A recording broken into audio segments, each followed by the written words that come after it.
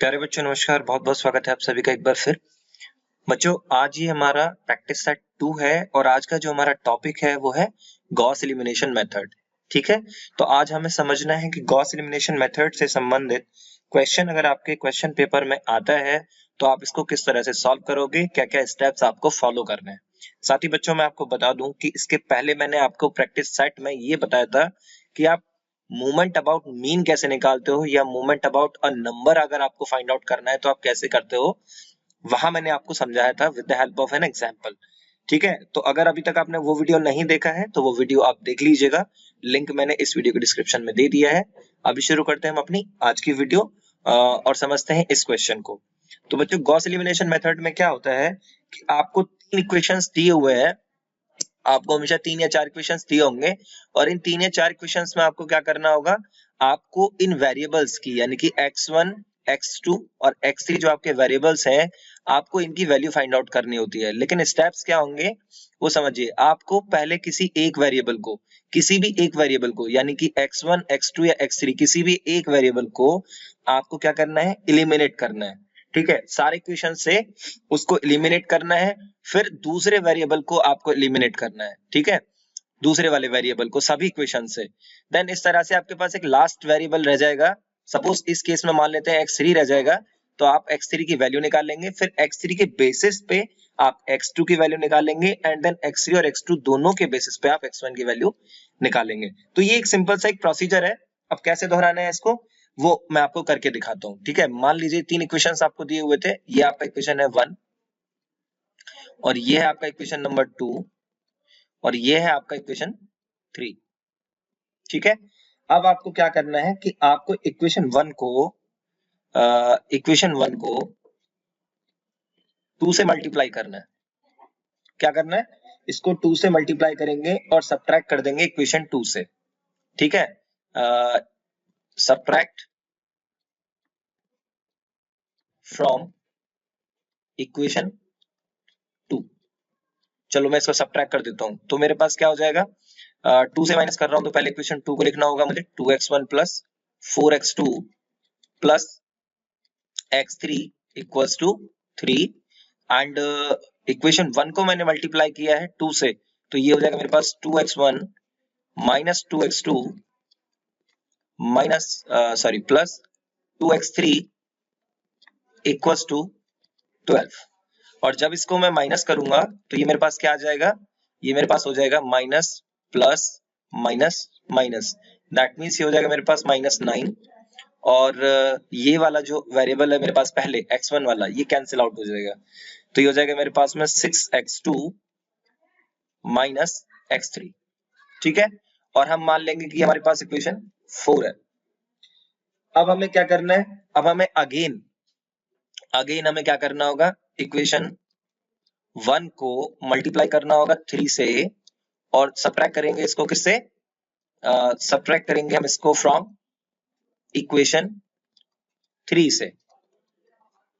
तो इसको सब्ट्रैक्ट कर लेते हैं इक्वेशन 3 से हम, तो हमें क्या मिलेगा, इस बार हम 3 से मल्टीप्लाई कर रहे हैं, तो पहले हम इक्वेशन 3 को लिखेंगे 3x1 plus 2x2 minus 2x3 equals to -2 and equation 1 को हमने 3 से मल्टीप्लाई किया तो हो जाएगा 3x1 minus 3x2 plus 3x3 equals to 3 6 18 और इसको सॉल्व करेंगे तो हमें क्या मिलेगा, माइनस प्लस माइनस माइनस, देखिए हो जाएगा आपके पास माइनस टाइम्स 20 एंड ये x1 वाला पार्ट आपका कैंसिल आउट हो जाएगा और यहाँ आपके पास आ जाएगा 5x2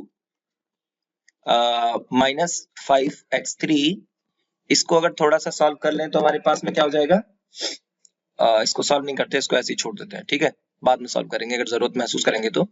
और ये मैंने मान लिया कि मेरे पास में आ गया इक्वेशन नंबर 5। अब ध्यान से देखिए, आपके पास जो इक्वेशन रह गए, एक तो रह गया इक्वेशन 4 और एक रह गया आपके पास इक्वेशन 5 और एक रह गया आपके पास इक्वेशन नंबर 1, क्योंकि 2 और 3 को तो आपने सॉल्व कर लिया। ठीक है, अब आगे बढ़ते हैं।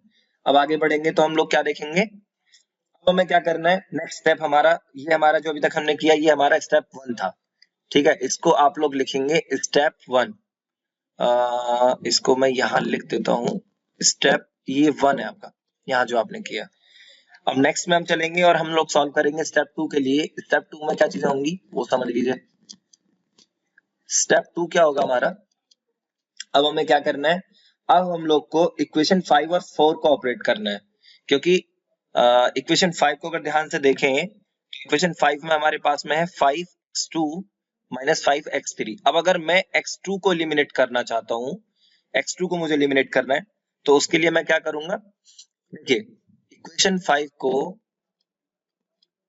मैं मल्टीप्लाई करूंगा 6/5 से और माइनस कर दूंगा इक्वेशन 4 को।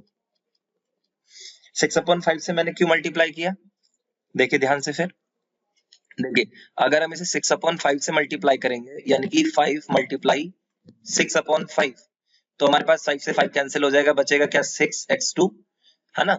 और यहाँ पे हमारा पहला टर्म क्या है 6x2 ही तो है, तो ये हमारा कैंसिल आउट हो जाएगा, इसीलिए मैं इसको 5x2 के साथ में ऑपरेट कर रहा हूँ।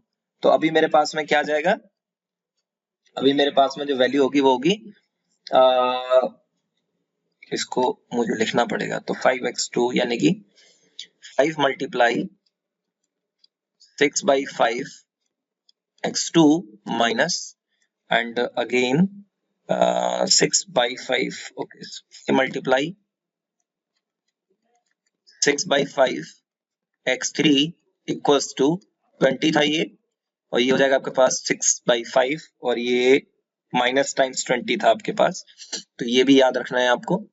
और इसको पहले सॉल्व कर लीजिए थोड़ा सा, तो ये हो जाएगा 5 4 जा और 4 6 जा 24 माइनस टाइम्स 24, यहाँ 5 से 5 आपका कैंसिल हो जाएगा, तो आपके पास बचेगा 6x3 माइनस, यहाँ पे भी आपके पास से कैंसिल हो जाएगा, तो आपके पास बचेगा 6x2। ओके, ये आपके पास इक्वेशन 5 को 6/5 के साथ जब आपने ऑपरेट किया तब आया, और ये बन गई आपकी इक्वेशन 6, है ना। और आपको माइनस करना है इससे इक्वेशन 4 को, तो आप कैसे करोगे, 6x2 और इक्वेशन 4 थी आपके पास माइनस x3 इक्वल्स टू, और ये क्या हो जाएगा हमारे पास -9, ओके -9, और ये इक्वेशन हमारी 4 थी, ठीक है। अब हमने क्या करना है, अब हमने इसको फिर से सॉल्व करना है, और सॉल्व करने के लिए हमारे पास 6x2 से 6s2 हमारा कैंसिल हो जाएगा, प्लस और ये प्लस, तो ये हो जाएगा आपके पास minus times 5x3 equals to minus 15। Okay, अब x3 की वैल्यू यहां से निकल जाएगी आपके पास -15 डिवाइड बाई -5, माइनस से माइनस कैंसिल हो जाएगा आपका, और x3 की वैल्यू आपके पास आ जाएगी 5 3 जा 15। तो आपके पास एक वेरिएबल की वैल्यू आपको मिल गई। अब मैंने आपको बोला था कि जब आपके पास एक वेरिएबल का वैल्यू आ जाएगा तब आप क्या करोगे, उसी के आधार पे आप निकालोगे दूसरे वेरिएबल की वैल्यू। तो आपका स्टेप 3 यहां से शुरू होता है। तो स्टेप 3 क्या होगा, स्टेप 3 में आप ये करोगे कि आप x3 की वैल्यू किसी भी एक इक्वेशन में रखोगे, और मान लीजिए कि मैं इक्वेशन 4 में वैल्यू रख लेता हूँ, ठीक है। पुट द वैल्यू, स्टेप 3 में ये होगा, put the value of x3 in equation 4, क्या हो जाएगा हमारे पास 6x2 माइनस x3 था ना, तो x3 की जगह पे हो जाएगा 2, सॉरी -3, एंड इक्वल्स टू था -9, तो ये हो जाएगा -9। अब इसको इधर ले जाइए, तो ये हो जाएगा आपके पास 6x2 equals to -3, sorry -9 plus 3, और ये आपके पास क्या हो जाएगा minus times 6 equals to 6x2, 6 से 6 आपका कैंसिल हो जाएगा, और फाइनली आपके पास में x2 का जो वैल्यू होगा वो कितना आ जाएगा 1, और वो भी माइनस टाइम्स 1, ठीक है। तो ये भी याद रखना है। अब हमारे पास x2 की वैल्यू भी आ गई है दोस्तों। अब हमें नेक्स्ट स्टेप में जाना है, और नेक्स्ट स्टेप में क्या करना है, नहीं नेक्स्ट स्टेप नहीं, हम तीसरे स्टेप में इसको फिनिश करेंगे। तो अब हमें क्या करना है, put the value of x2 and x3 in equation 1। ये वैल्यू हम इक्वेशन 1 में रखेंगे अब। अच्छा, इक्वेशन 1 क्या था हमारे पास में, फिर से देख लो। इक्वेशन 1 था x1 minus x2 plus x3 equal to 6। तो ये इक्वेशन में रख लेता हूँ पहले, x1 minus x2 plus x3 equals to 6। अब x2 की वैल्यू मेरे पास में कितनी आई है, x2 की वैल्यू मेरे पास में है -1 एंड x3 की वैल्यू मेरे पास में कितनी है, x3 की वैल्यू है मेरे पास में 3।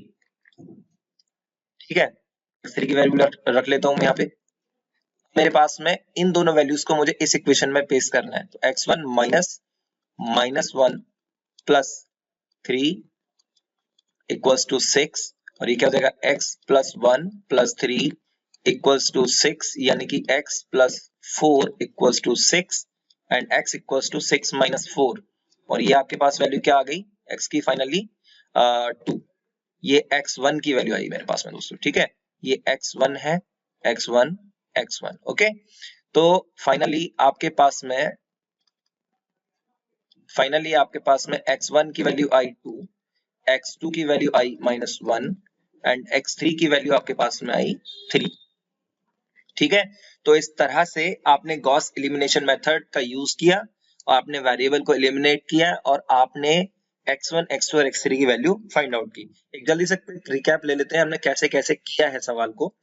देखिए, सबसे पहले आपके पास 3 इक्वेशन दिए हुए थे। आपने क्या किया, आपने किसी एक इक्वेशन के बेसिस पे बाकी 2 इक्वेशंस को ऑपरेट किया और एक वेरिएबल को आपने एलिमिनेट किया। इस केस में हमने इक्वेशन 1 के बेसिस पे इक्वेशन 2 और इक्वेशन 3 को एलिमिनेट किया, ऑपरेट किया और हमने वेरिएबल x1 को एलिमिनेट कर दिया।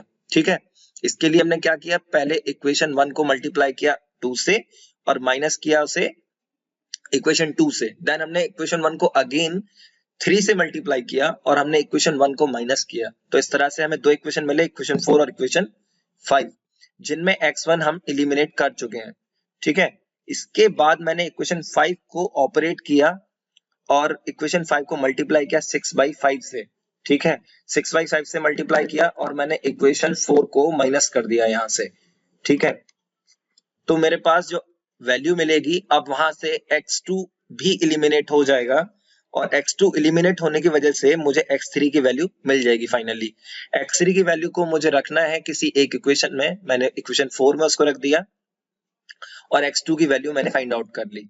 अब x2 की वैल्यू मिलने के बाद में मुझे क्या करना होगा, x2 और x3 दोनों की वैल्यूज को पुट करना है किसी इक्वेशन में। जो हमारे पास इक्वेशन शुरुआत में थे, x1 इक्वेशन 1 2 3, मैंने इक्वेशन 1 में ही x1 की वैल्यू निकालने के लिए x2 और x3 की वैल्यू रख दिया, जिससे मेरे को x1 की वैल्यू मिल गई। फाइनली हमारे पास तीनों वेरिएबल आ चुके हैं। ठीक है, तो अब मैं ये उम्मीद कर रहा हूं कि इस क्वेश्चन के अंदर ऐसी कोई चीज नहीं रही होगी जो आपको समझ में ना आई हो। इन केस बच्चों आपका कोई डाउट है तो आप मुझसे पूछ सकते हैं, क्योंकि अभी आपके पास सफिशिएंट टाइम है, आप अपने डाउट्स क्लियर कर सकते हो। ठीक है, अगर आपको ये वीडियो अच्छा लगे तो आप इसे अपने दोस्तों के साथ शेयर कीजिए ताकि उनकी भी मदद हो, और वीडियो पसंद आए तो आप इसको लाइक कर सकते हैं। आपकी कोई क्वेरी है तो मुझे क्वेश्चन में पूछ सकते हैं कमेंट में। मैं कोशिश करूंगा जल्दी से जल्दी आपकी क्वेरी का आंसर दूं। साथ ही बच्चों, अगर आपको कोई क्वेश्चन पूछना है इन बिटवीन तो आप मुझे कमेंट कर सकते हो। मैं कोशिश करूंगा जल्दी से जल्दी आपके क्वेश्चन के आंसर दूं। ठीक है, तो अभी मैं आपसे नेक्स्ट वीडियो में मिलूंगा। तब तक अपना ख्याल रखें और पढ़ते रहें, मेहनत करें। तब तक के लिए नमस्कार।